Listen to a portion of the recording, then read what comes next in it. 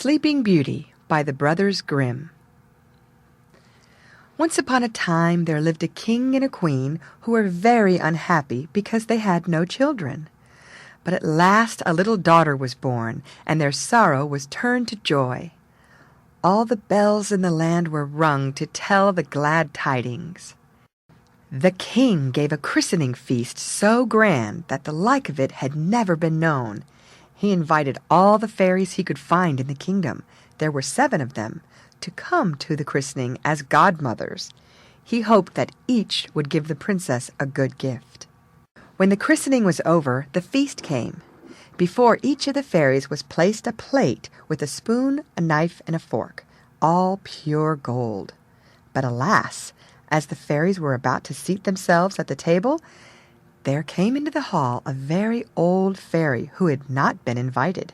She had left the kingdom 50 years before and had not been seen or heard of until this day. The king at once ordered that a plate should be brought for her, but he could not furnish a gold one such as the others had. This made the old fairy angry, and she sat there muttering to herself. A young fairy who sat near overheard her angry threats. This good godmother, fearing the old fairy might give the child an unlucky gift, hid herself behind a curtain. She did this because she wished to speak last and perhaps be able to change the old fairy's gift. At the end of the feast, the youngest fairy stepped forward and said, "The princess shall be the most beautiful woman in the world." The second said, "She shall have a temper as sweet as an angel." The third said, "She shall have a wonderful grace in all she does or says." The fourth said, "She shall sing like a nightingale." The fifth said, "She shall dance like a flower in the wind." The sixth said, "She shall play such music as was never heard on earth." Then the old fairy's turn came. Shaking her head spitefully, she said, "When the princess is 17 years old, she shall prick her finger with a spindle, and she shall die." At this, all the guests trembled, and many of them began to weep. The king and queen wept loudest of all. Just then, the wise young fairy came from behind the curtain and said, "Do not grieve, O king and queen. Your daughter shall not die. I cannot undo what my elder sister has done. The princess shall indeed prick her finger with the spindle, but she shall not die. She shall fall into sleep that will last 100 years. At the end of that time, a king's son will find her and awaken her." Immediately all the fairies vanished. The king, hoping to save his child even from this misfortune, commanded that all spindles should be burned. This was done, but it was all in vain. One day, when the princess was 17 years of age, the king and queen left her alone in the castle. She wandered about the palace, and at last came to a little room in the top of a tower. There an old woman, so old and deaf that she had never heard of the king's command, sat spinning. "What are you doing, good old woman?" asked the princess. "I am spinning, my pretty child." "Ah," said the princess, "how do you do it? Let me see if I can spin also." She had just taken the spindle in her hand when in some way it pricked her finger.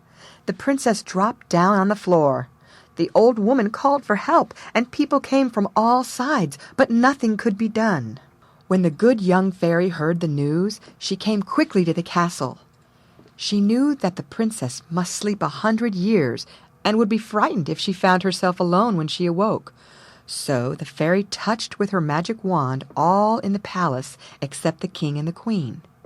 Ladies, gentlemen, pages, waiting maids, footmen, grooms in the stable, and even the horses, she touched them all. They all went to sleep just where they were when the wand touched them. Some of the gentlemen were bowing to the ladies were embroidering, the grooms stood currying their horses, and the cook was slapping the kitchen boy. The king and queen departed from the castle, giving orders that no one was to go near it. This command, however, was not needed. In a little while there sprang around the castle a wood so thick that neither man nor beast could pass through. A great many changes take place in 100 years. The king had no other child, and when he died, his throne passed to another royal family. Even the story of the sleeping princess was almost forgotten. One day, the son of the king who was then reigning was out hunting, and he saw towers rising above a thick wood. He asked what they were, but no one could answer him. At last, an old peasant was found who said, "Your Highness, 50 years ago my father told me that there is a castle in the woods where a princess sleeps, the most beautiful princess that ever lived. It was said that she must sleep there 100 years, when she would be awakened by a king's son." At this, the young prince determined to find out the truth for himself.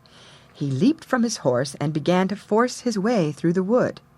To his astonishment, the stiff branches gave way, and then closed again, allowing none of his companions to follow. A beautiful palace rose before him. In the courtyard, the prince saw horses and men who looked as if they were dead.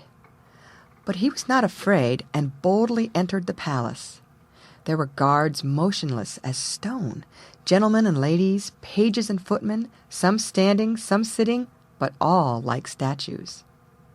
At last the prince came to a chamber of gold, where he saw upon a bed the fairest sight one ever beheld, a princess of about 17 years, who looked as if she had just fallen asleep.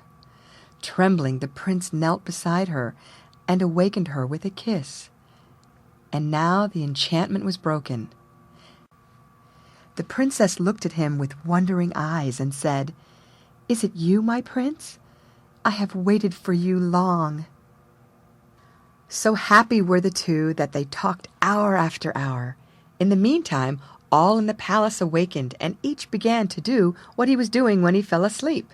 The gentlemen went on bowing to the ladies went on with their embroidery, the grooms went on currying their horses, the cook went on slapping the kitchen boy, and the servants began to serve the supper.